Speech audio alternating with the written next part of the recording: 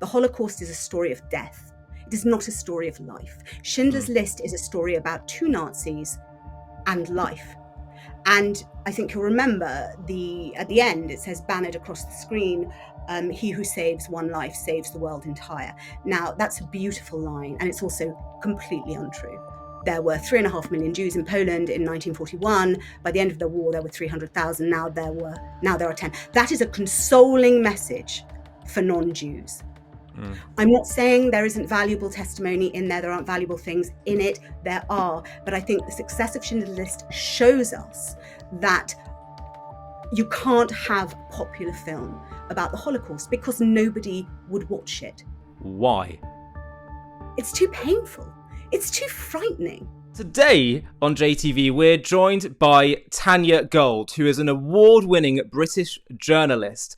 And she has just written a very, very important essay. But before I talk about that, just for a little bit of context, Tanya is the daughter of Trudy Gold, who has featured many times on this channel as possibly one of, if not the favourite guest of JTV, where we do these deep dive discussions into Jewish history. So now we get to see more of the family. And Tanya, who is, if any of you get some of the big newspapers and media outlets in the UK, the USA, will see Tanya's writings.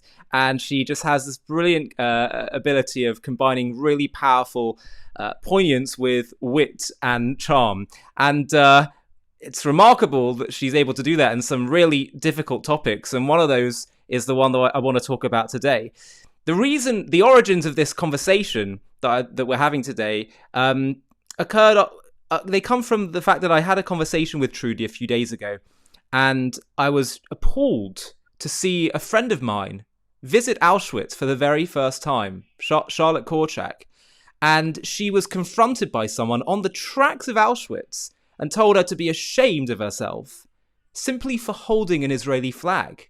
So I was so disturbed by this just complete desecration that was taking place here. That's what it felt like to me. That's the word that came to my mind. It's just a desecration of holy ground for Jews. And I called Trudy and discussed it, and she said this is the Dejudaization of the Holocaust. The fact that someone is able to go up to a Jew, a non-Jew could go up to a Jew at Auschwitz and speak to her like that about her, something that's so core to her Jewishness. It all circles back to this issue. And Tanya Gold has just written a provocative and incisive essay in the Jewish Quarterly, and we'll post a link to it in the video description. And the title is Shameless, Exploiting the Holocaust. And it's all about this issue of the de-Judaization of the Holocaust. And in it, she criticizes the misrepresentation of the Holocaust in popular culture, arguing that many well-known novels and films erase Jewish identity, sometimes even glamorize some of the perpetrators and dilute historical truth for entertainment. And I found it pretty eye-opening to think about some of the well-known media portrayals, depictions of the Holocaust, Schindler's List, The Boy in the Striped Pajamas, and made me look at it in a much more critical eye. And her work and her essay here really challenges us to confront these distortions and prioritize authentic survivor testimonies and accounts. So Tanya, thank you so much for joining us and for doing this important piece. Really appreciate your time today. It's lovely to see you, Ollie. Thank you for asking me. So let's dive right in. Obviously, it's very heavy stuff, but it's so important and it's so relevant to our times, and we'll talk about the relevance later. But first of all, just can you tell me a bit about what prompted you to write this essay, and how have your perspectives shifted over recent years? Well, actually, my answer is very pertinent to what happened to your friend Charlotte Korczak at Auschwitz the other day, which is about 5 years ago. I went to Auschwitz-Birkenau for the first time. I'd never wanted to go to Poland before. I'd never felt ready. And I wanted to write about Holocaust memorialization in Poland, the site of the majority of the Shoah. And I was astonished when I got to Auschwitz-Birkenau to understand and to see that there was no Jewish symbolism whatsoever at Auschwitz-Birkenau. Did you know that, Ollie? Did you know that in the public memorials, there's no Star of David, there's nothing, except sometimes Jewish families go and they inscribe Stars of David on the wood in the surviving huts, and the guides get angry and say somebody has committed vandalism here. Um, and I think an identical thing, this erasure of Jewishness from the Holocaust. I mean, they think these works of art are about the Holocaust. They're not. They're a projection of author and reader into what they think is the Holocaust. We go back to Sartre always, the anti-Semite names the Jew. And so what happened to your friend Charlotte didn't surprise me at all, because the person there, I would guess, and I'm quite good at guessing, I can spot Corbynistas 2 miles out in the dark, would be she is angry with Charlotte because it's not Charlotte is Jewish, I'm guessing. It's not Correct. Charlotte's Holocaust. It's everybody's Holocaust. It's everybody's Holocaust except the Jews. So it doesn't surprise me at all. And this movement in the culture began very, very early on. I mean, you've got to understand that straight after the war, I mean, of course, Second World War, the world burned down. You know, it was horrific. People didn't want to know. The survivors will tell you that nobody wanted to know about their stories. Primo Levi, who I would argue is one of the probably in the round the greatest Holocaust writer, memorialist. He published early, but if this is a man, nobody really engaged with it. It didn't get famous until much later. Elie Wiesel, his very famous work Night, he published it originally in Yiddish. It was something like 900 pages.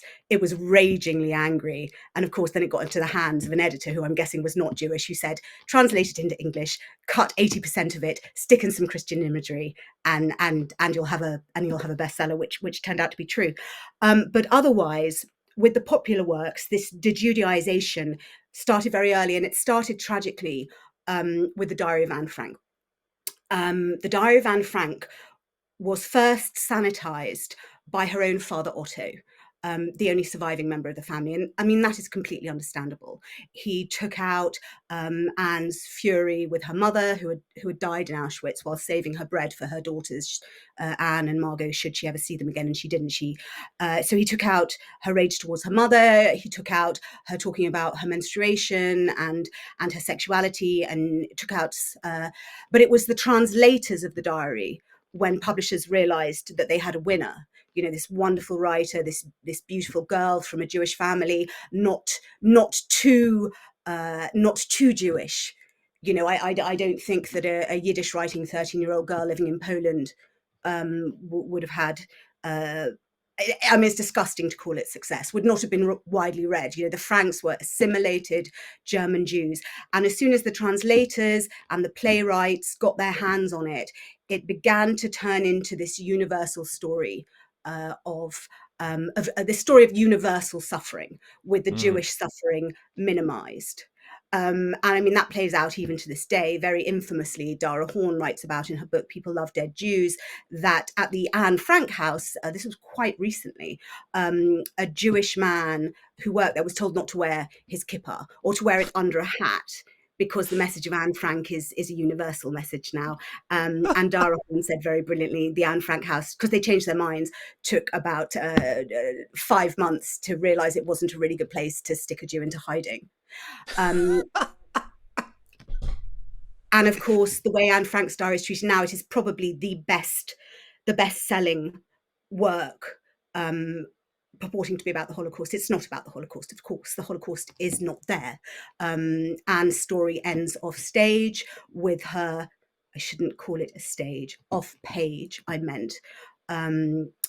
She died in Bergen-Belsen of typhus. There is testimony she fell out of her bunk, hallucinating madly. Her hair had been shorn, and she was buried in an unmarked grave. That is not in the diary. It's not even in an addendum to my edition of the diary. Instead, we have the pull-out quote, which, if you go to the Anne Frank Amazon page, is the first thing you'll see, where she wrote, "I still believe despite everything, people are good at heart." And then, as Dara Horn wrote, and then she met some people who won't. Even so, her diary, which is a story of terror and fear, and I advise all of you listening to read Cynthia Ozick's essay on the cult of Anne Frank from the New Yorker in, I think it's 1997. It's absolutely superb, and it goes into a great deal of detail on how Anne Frank's terror was turned into hope, and her death into a sort of moral inspiration. Basically, I would argue that what happened to Anne is what happened to Joshua of Nazareth. She became Jesus Christ of the attic. She died for our sins. And in my research, I found a friend of Anne's who survived the war, saying no one was ever interested in my experience of the war. So Anne is, as I write in the essay, a ghost, who does not know she is dead. So that's the first piece of work, and it's a piece of testimony. It's a very, very valuable piece of testimony. But of course, to understand the Holocaust, you need to read more than one piece of testimony. And the next piece of testimony, which has also been sort of slanted away from the Jews to become a story about Gentiles, is of course Schindler's Ark, Thomas Keneally's novel of, was it 1982? 1979, I think, not sure, can't remember, which was turned into an enormous hit in Schindler's List in 1993. Again, there's very, very valuable testimony. And I'm going to talk more about the film. Well, they're both the same, really. Schindler's Ark is not a film about Jews. It's a film about a Nazi, Oskar Schindler, a member of the Nazi Party, who was so disgusted, as we all know, by what he saw, that he became this sort of reckless rescuer of Jews. It's an amazing story. He was an extraordinary man. But this is the story of a man. Again, I'm not saying the story shouldn't be told, but I'm saying its emphasis and its importance and its centrality. It offers a very, very partial view of what the Holocaust was. So what do you think Spielberg was thinking when deciding to, dramatize this? His mission was to tell the story of the Holocaust. He didn't tell the story of the Holocaust, and I think he knew that. And I think that's why he also founded a center, I think it's the University of Southern California, to collect all the testimony he could find. I think he knew. I think there are lots of things going on here for Spielberg. I don't want to have a go at Steven Spielberg. I think arguably his film is a masterpiece. And I actually remember talking to a Jewish director called Bernard Rose, and he said he saw a rough cut and there was no music and there was no colorized dress and there was no ending. There was no redemptive ending. And he thought it was a masterpiece. The most famous line in the novel is, "The list is life." It's something like, "The list is life. It does not touch the gulf." The story of the Holocaust is the story of the Gulf. So Keneally knew, and Spielberg also knew, that this is not a Shoah story. As Claude Lanzmann, who made Shoah, which I believe is the great work of art about the Holocaust, if you watch that, that is what should be shown in schools. It's 9.5 hours long, and it's all testimony. And it has a very... he was a genius. It gives you a sense of the absence of the great European Jewish civilization that was once there and is now gone, and the wreckage around it. There are no happy, grateful survivors in Shoah. And it was Lanzmann who said, the Holocaust is a story of death. It is not a story of life. Schindler's List is a story about two Nazis and life. And I think you'll remember at the end, it says bannered across the screen, "He who saves one life saves the world entire." Now, that's a beautiful line, and it's also completely untrue. There were 3.5 million Jews in Poland in 1941. By the end of the war, there were 300,000. Now there are 10. That is a consoling message for non-Jews. I'm not saying there isn't valuable testimony in there. There aren't valuable things in it. There are. But I think the success of Schindler's List shows us that you can't have a popular film about the Holocaust because nobody would watch it. Nobody. Okay, so now let's ask the very simple question, the shortest question I've ever asked. Why? It's too painful. It's too frightening. I was beyond 40. My mother is a historian of the Holocaust. I was beyond 40 before I could even bear to go to Poland. And I'm a Jew. They're my cousins from Łódź and Warsaw from way back who died there. I couldn't go. I think there are lots of things at play here, but I suspect the most essential one is it is impossible to look. It is impossible to understand. For me, the greatest of all non-Jewish Shoah novelists, I want to get onto the bad novelists soon. I really want to talk about Sophie's Choice and The Boy in Striped Pajamas, is Martin Amos's The Zone of Interest. In 1948, the world witnessed the rebirth of the Jewish state, the State of Israel. A moment celebrated as a miracle of survival and self-determination after centuries of persecution and the horrors of the Holocaust.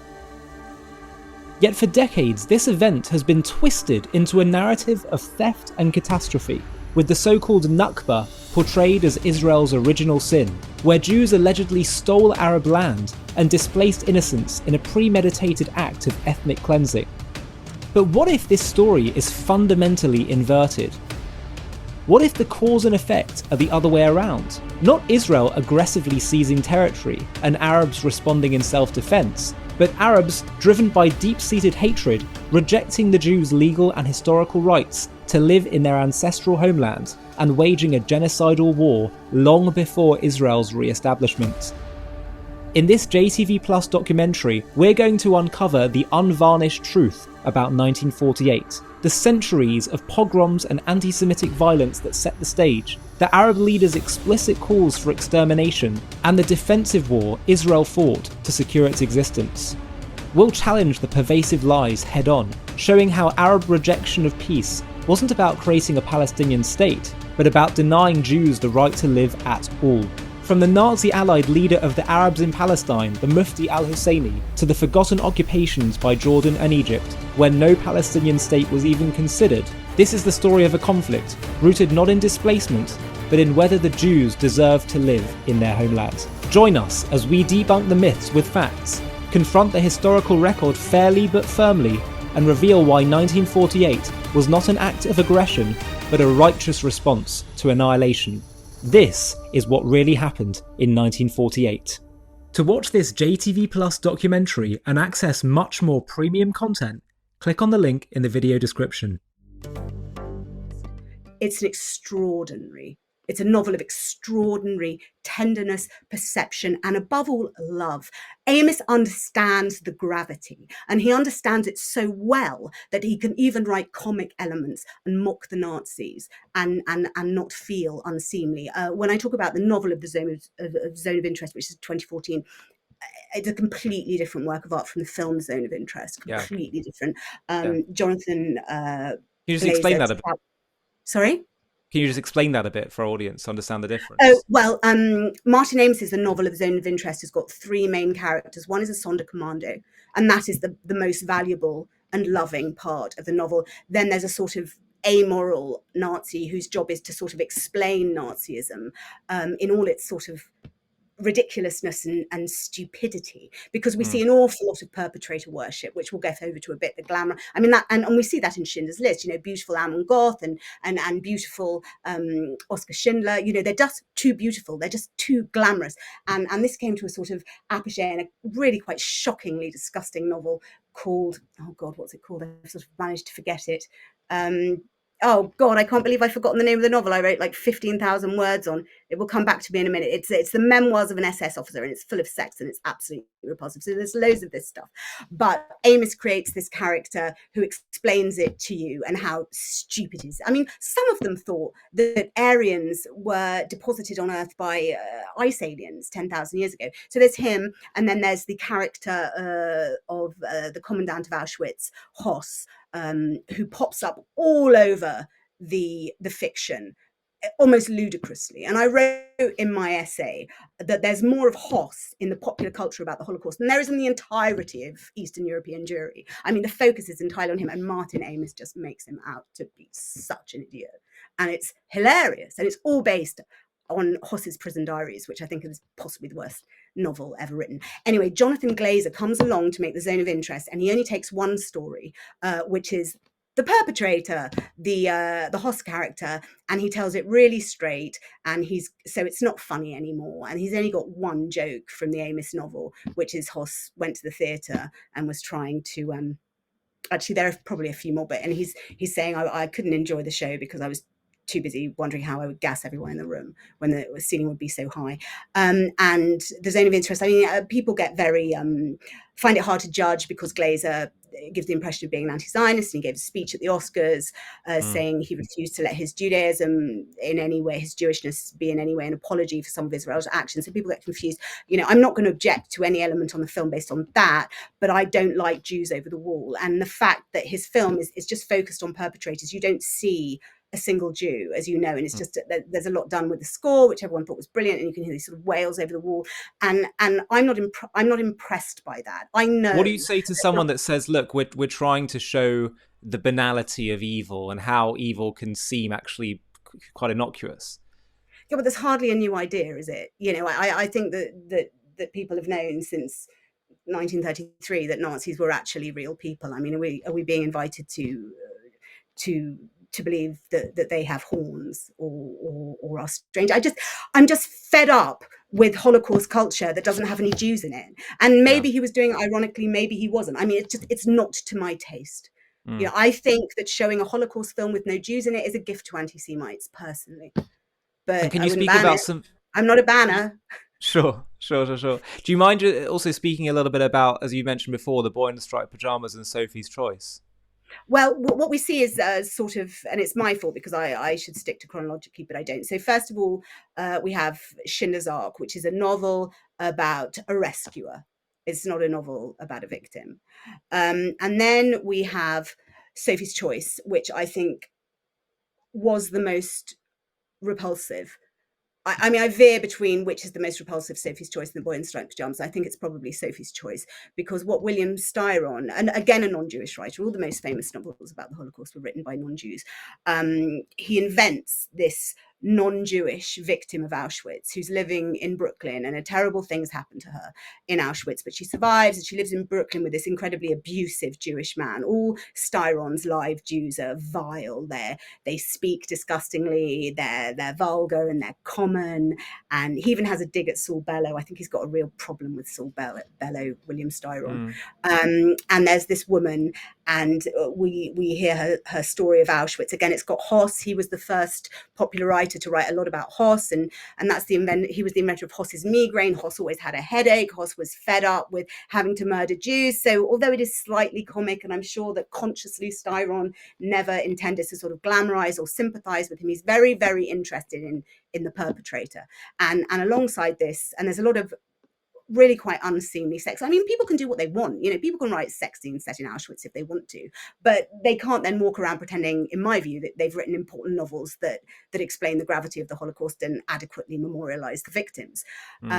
So this terrible thing happens to her, and the authorial voice in Sophie's Choice, who is a man called Stingo, who is a southerner and a writer who is quite clearly William Styron, says, Sophie, I'm paraphrasing here, Sophie suffered more than most.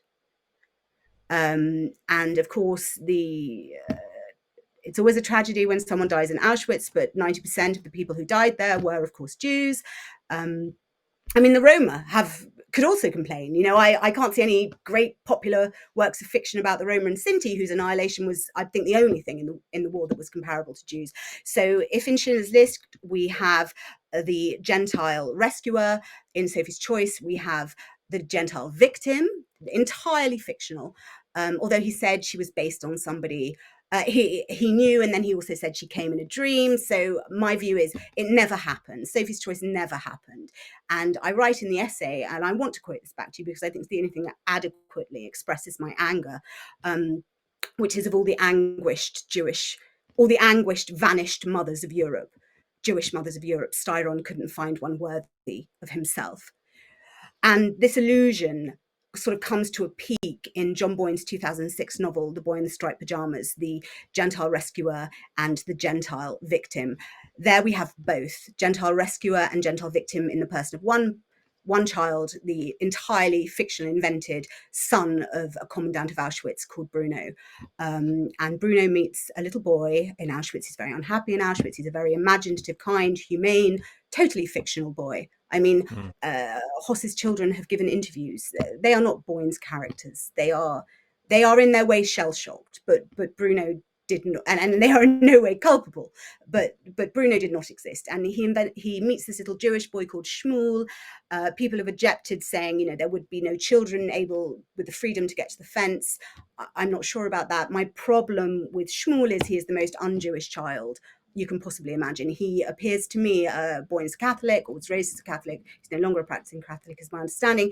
But he's a Jew. He's not a Jewish child. He sounds to me like an idealized Catholic child. He has this acceptance, he has this passivity. If you read the diaries of Jews, of young Jewish men, they radiate with rage.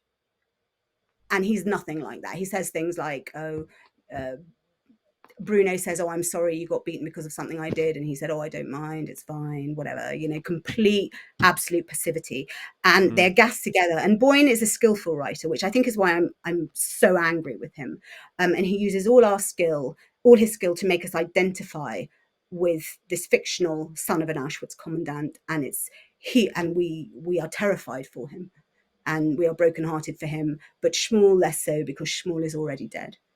And I just think that for this book to be read widely in schools, which it is, and the Auschwitz Museum has objected to this book, and Boyne has just brushed it off. I mean, I've got a lot in the essay about his motivations. I really think that it's got a lot to do with his own pain. And I think people do that sometimes. Some people place themselves within a tragedy to make sense of their own pain. And I understand why they do that, but it is not acceptable, because there are real victims. It is not acceptable to sort of go wide with it and to start filling your nonsense in the heads of school children who are invited to read The Boy in the Striped Pajamas. And if they do, they will come away with the idea that, because there is a sophisticated idea, which it could have happened to anybody. And maybe we'll talk about the universality of the message of the Holocaust later, but I think what I basically want to say about that is you cannot percolate the universal message of the show, which for me is to just love. I know it's hopelessly banal. I got into trouble with another interviewer yesterday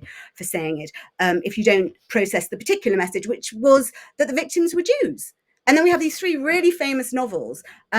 Schindler's Ark, of course, knows that the victims were Jews, but still all its emphasis is on the is not on the Jews. And then these two subsequent novels, fairy tales, fantasies.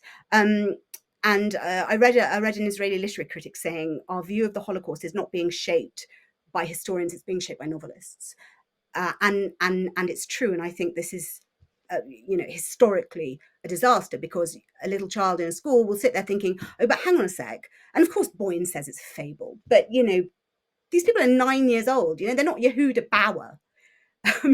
And they believe that on some level this Nazi child is the primary victim, the person they are being invited to identify with. And I think that is obscene. Yeah. And it's this whole issue of the Dejudaization of the Holocaust. I think that it really cuts the core of what's going on here. Because you said, well, one of the lessons is, there's a universal message here. This could happen to anyone. And I'd push back on people that say that. Could it happen to anyone? Like, there's a pretty unique element with hatred towards Jews that is exterminationist in nature. I know there have been other genocides in history, but it's a consistent theme throughout Jewish history, where it's not just squabbles, where we fight, you provoke us, so we provoke you. Even when there's no provocation at all, there is this exterminationist element. And so what I'm trying to get at is, before we talk about how this plays out today and why is it so important, if I could just for a moment just stick a bit more on the psychology behind this. You say it's too dark. I think it's funny, because even for myself, and I'm trying to propagate these messages, and I run a Jewish channel, when I went to Auschwitz for the first time, the thing that I kept telling in my head was, oh my God, this actually happened. And it's like, well, of course I know it happened. I read about it, I know about it, but it's exactly as you say, it's so dark. And I realized I've had this cognitive dissonance in my head, even today. Like, I'm not really, there's a part of my brain that's just saying, no, like it's turning away, because it's just so dark. So what's going on in it, just the average person's mind? Why is this happening? And what are the particular elements that we refuse to confront? I mean, can I just address your sort of genocide point first? Which is, I would like to say that I know as a historian that genocides have been a feature of human history. Where are all the native inhabitants of what is now called America? Where are all the native inhabitants of what is now called Australia and New Zealand and so many more? And I don't like. I just want to honour, my own people. And as a Jew born in 1970, 73, we all have a lot, a lot to process. And I think there was something unique. And of course, I didn't even mention, the transatlantic slave trade or the Congo. I mean, you don't have to look hard in history for these obscenities. And I remember when I was looking at Simon Sebag Montefiore's sort of new book, The World, he's got a scene where the first slavers arrive on the coast of West Africa. I think it was in the 15th century. I think they were Portuguese. And, your heart just sinks, for the agony that is ahead. So I don't really like playing that game. I mean, I'm not saying it's a game. I don't really like to do that. And I always fall back on the quote from this genocide expert that I met, and he said it happens every time. I met him in Poland when I was writing about Holocaust memorialization. He said it happens every time when there is a genocide, these wars over memory, because a genocide leaves a hole in the heart of the world, that cannot be filled. But as for our history in Europe, yeah, it's been washed with blood for sure. And as for the processing, I mean, I worry that I'm being kind, but I still, and I mean, it worries me because even yesterday I was reading a great scholarly article about a new book about anti-Semitism that's come out, and this great scholarly man, in his great scholarly takedown, he talked about the Nazi annihilation of European Jewry. He didn't talk about the collaborators. There were collaborators, willing collaborators in every country. We all know that. Martha Gellhorn knew that in 1945, but there's still this desire to pin it all on the Nazis in general and Adolf Hitler in particular. As for the not being able to see, I think all I can do is to say to people, read the memoirs of Zalman Grodowski, or even better, don't read them. Zalman Grodowski was a Sonderkommando in Auschwitz. I'm sure your listeners know that the Sonderkommando were tough Jewish men, kept alive temporarily to dispose of bodies. Very few of them survived. Claude Lanzmann interviewed a few of them. And I think Amos put it very well, actually, in the Zone of Interest, because he'd obviously read everything. And people like to ask, particularly in the terrible modern novels that we'll get onto in a minute, they like to ask, how could you do it? And even I asked that question, how could you do it?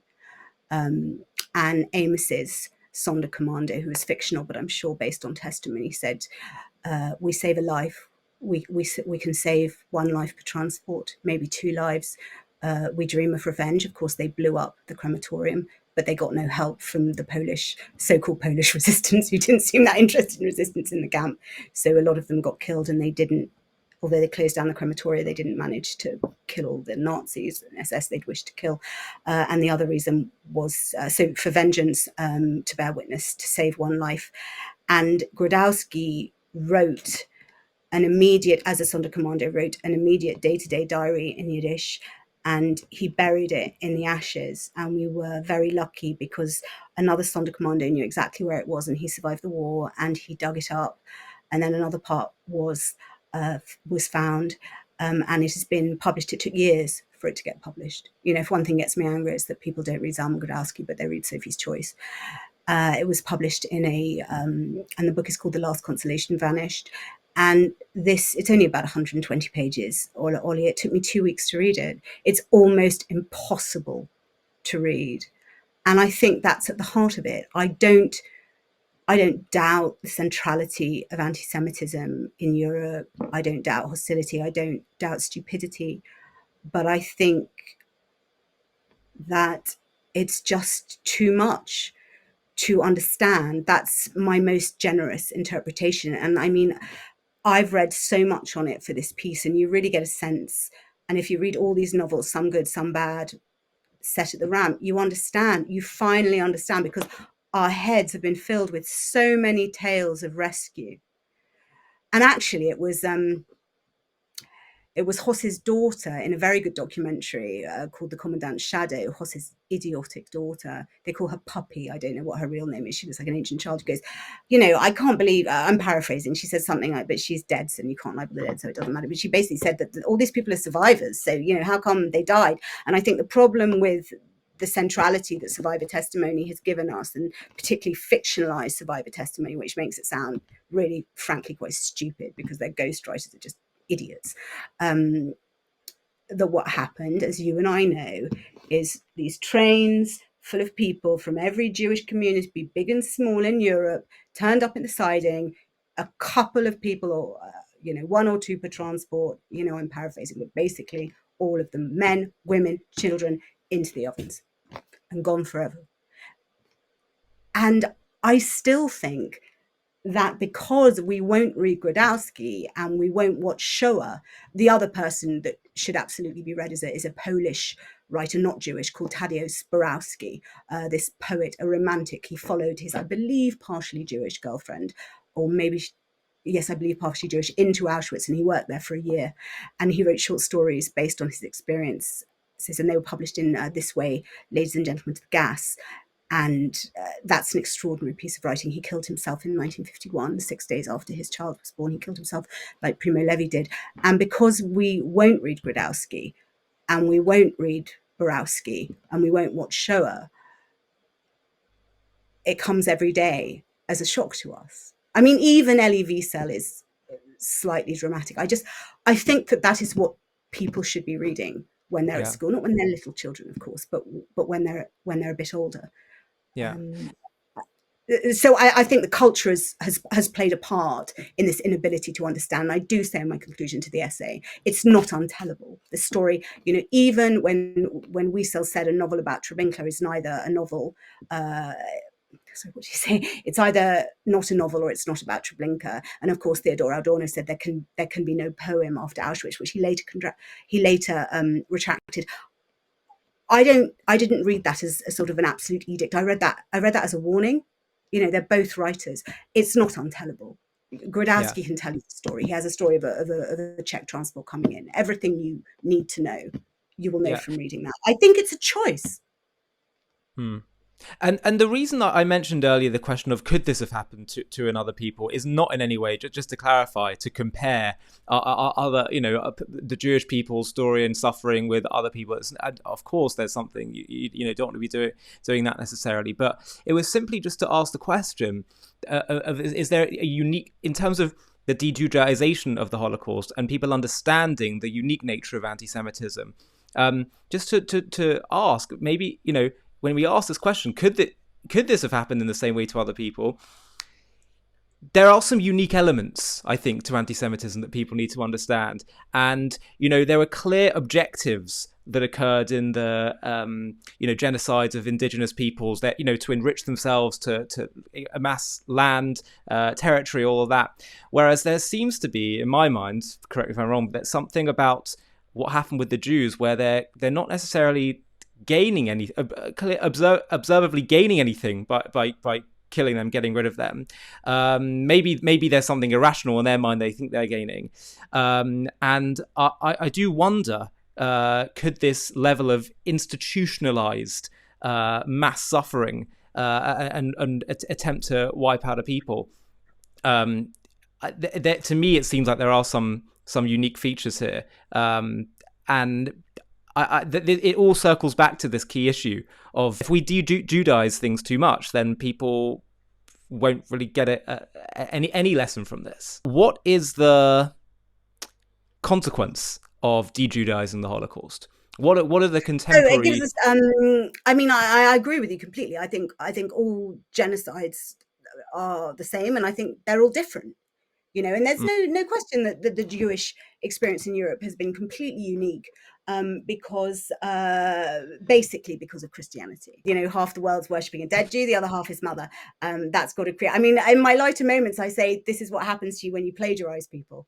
But anyway, I'm just sort of joking now. But the dejudaization of the Holocaust. I think that people. It was Howard Jacobson who said just after October 7th. He said, "I feel like a fictional being. I don't feel like a real person." And I think I quoted Sartre earlier, the anti-Semite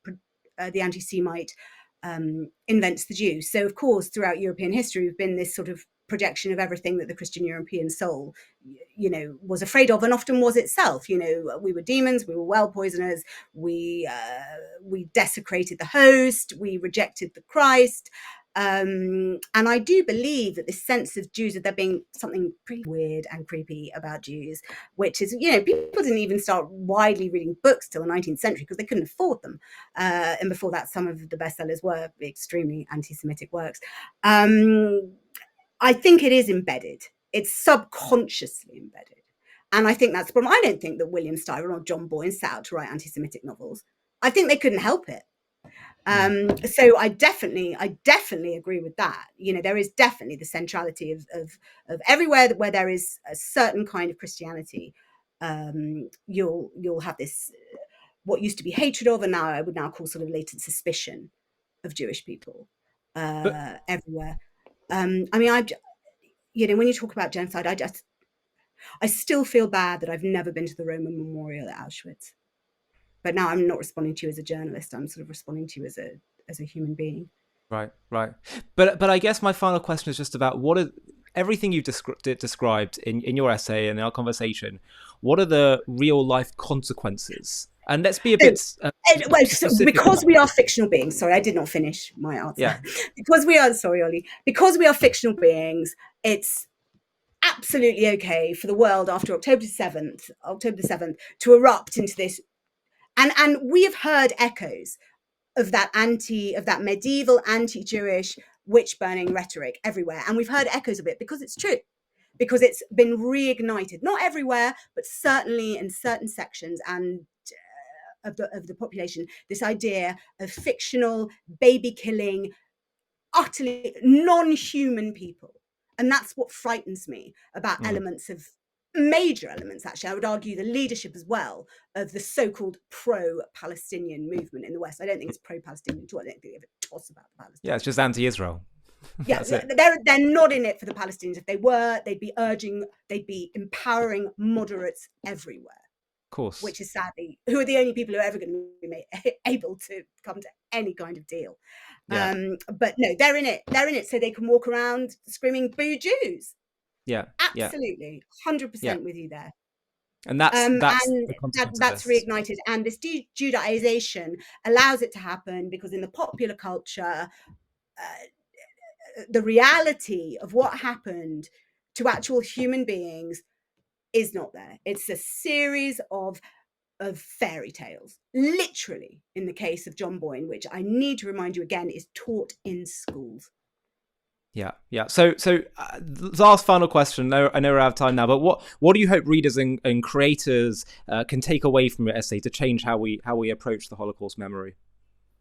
I think Claude Lanzmann's Shoah should be shown in every town on a loop, and I think the rest of it can all go in the bin, pretty much, apart from the memorists that I've mentioned: Martin Amis, the pawnbroker. Son of Saul is very good, but most of it is worthless and needs to be suppressed. That's a joke. I'm a liberal, but don't read it. Strong words, Tanya. Tanya, thank you so much for your insights. I know you spent a lot of time working on this piece, on this essay, so I really encourage people to check it out. And just once again, thank you so much for your time and your insights. It's invaluable. Thank you, Ollie. It was lovely to chat with you. I'm so excited to share with you something that I've been working on for a while. We've just taken JTV content to the next level. Introducing JTV Plus, a new platform streaming exclusive content created and handpicked by me. Get ready for jaw-dropping documentaries, exclusive interviews, insider access, and so much more. JTV Plus brings you captivating stories that will shock and inspire you, stories that honestly I'm discovering for the first time too. From Israel to Jewish history to Judaism, it's all there. In exclusive interviews, you'll hear guests open up about things they've never shared publicly before. Plus, I'll take you behind the scenes where I get a lot more personal with you. By joining JTV Plus, you're not just joining an exclusive community, you're partnering with me to help JTV reach new heights. Just search j-tv.plus and join our exclusive community today. There's a link in the video description. I'll see you there.